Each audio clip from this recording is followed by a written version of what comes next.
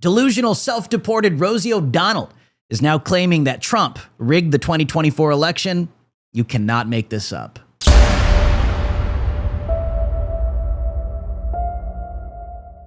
Self-deported Rosie O'Donnell suggests Trump's victory was fraudulent, demands investigation of this supposed anomaly. The recently self-deported actress and so-called comedian Rosie O'Donnell, in an interview with Irish television channel RTE1, O'Donnell was asked by the host about whether she respected the decision of the American people. You know, a lot of people did vote for him. Yes. Do you accept their right to do that and their opinion of him?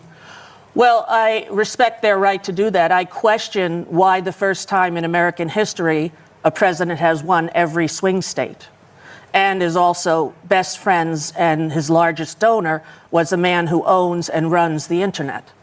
So I would hope that that would be investigated and that we would see whether or not it was an anomaly or something else that happened on election night in America when Kamala Harris was filling up stadiums with people who supported her, and Donald Trump was not able to do that. So it's curious to me. And as an American and a believer in democracy, I would hope that we would be able to look at all of the reasons why this happened in our country. Well, according to the leftist logic, she's a terrorist for questioning elections, whether they're secure or not, whether they're legitimate or not. Because the last time I checked, post-2020, when we were all questioning that election, you weren't even allowed to look into it. Even if you wanted to look into it for yourself, you were declared a domestic terrorist. Well, now Rosie O'Donnell fled to Ireland and is questioning the 2024 election results. Speaking of woke disasters, woke Snow White remake has disappointing opening.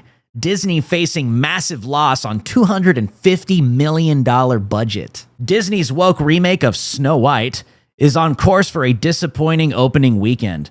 The live-action remake of the classic children's fairy tale is projected to make just $45 million from its box office debut, meaning Disney is likely to experience a major loss against its massive $250 million theatrical budget, and it might actually be closer to $300 million. The Wrap reports, the latest drought plaguing the box office has only been revealed somewhat by Disney's Snow White, which earned $16 million from 4,200 theaters on its opening day and is earning just $48 million opening weekend. That's domestic. And those are just the domestic opening numbers. The global opening numbers are somewhere around 85 million, which is still extremely low for a Disney flagship movie like Snow White. That result meets pre-release projections of a $45 to $50 million launch for the movie, but Snow White will need remarkable legs to break even theatrically against its $250 million plus budget before marketing costs. The possibility of that is decreasing as early audience reception for the film, while skewing positive, is less enthusiastic than for past films in the Disney remake series. As well as receiving underwhelming reviews, the film has also been marred with controversies, mainly related to the far-left actress Rachel Zegler. She has sparked controversy for dismissing the 1937 classic by calling Prince Charming a stalker and promising a feminist overhaul in which Snow White dreams of becoming a leader rather than falling in love. No longer 1937. She's not going to be saved by the prince. She's not going to be saved by the prince, and she's not going to be dreaming about true love. She's dreaming about becoming the leader she knows she can be, and the leader that her late father told her that she could be if she was fearless, fair, brave, and true. The original cartoon came out in 1937, and very evidently so. There's a big focus on her love story. With a guy who literally stalks her. Yeah. Weird. So we didn't do that this time. I was scared of the original cartoon. I think I watched it once and then I never picked it up again. I watched it for the first time in probably 16, 17 years.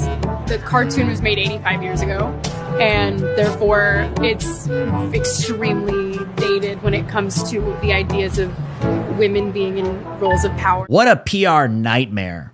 If Disney is seriously asking themselves, why is our movie tanking and doing so horribly? 2 words, Rachel Zegler. Oh, and the movie apparently ends, which what appears to be a weird Diddy white party?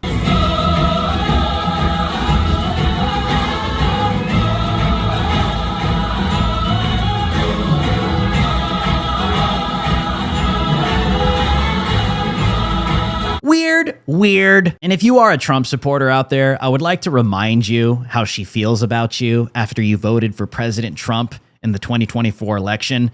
This was her reaction to that. May Trump supporters and Trump voters and Trump himself never know peace. Well, screw your movie, Rachel. Well, not only are the woke being dealt with in Hollywood, they're also being dealt with in D.C. Hegseth crushes crazed Biden judge in response to her order forcing Pentagon to allow transgender troops. Defense Secretary Pete Hegseth absolutely crushed a federal judge in response to her order forcing the Pentagon to allow so-called transgender troops. In January, President Trump signed the Restoring America's Fighting Force Executive Order and the Prioritizing Military Excellence and Readiness Executive Orders, which direct every element of the United States military to, quote, operate free from any preference based on race or sex, and root out gender insanity and made-up pronoun usage. Earlier this week, Judge Anna Reyes, a Biden appointee, issued a temporary nationwide injunction blocking Trump's transgender military ban. Look at this freak. DOJ attorneys were back in court on Friday,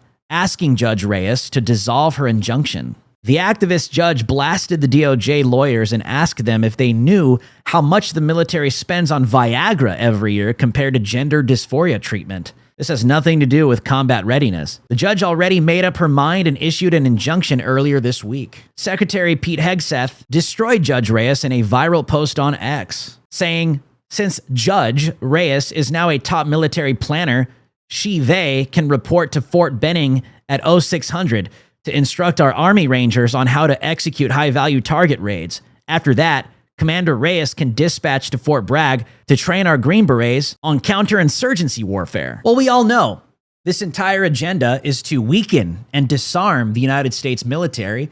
Pete Hegseth, under the leadership of President Donald J. Trump, obviously wants to reverse that so we can make America strong again on the military level.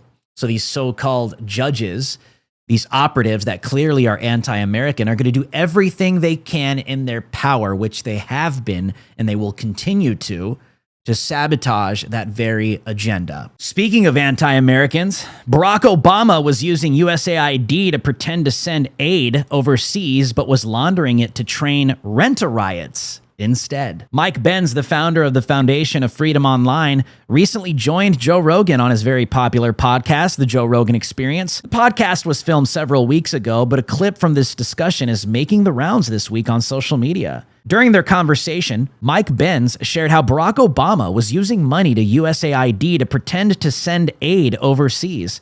In actuality, Obama was laundering the taxpayer dollars and using it to train rent-a-mobs instead. During the Obama USAID era.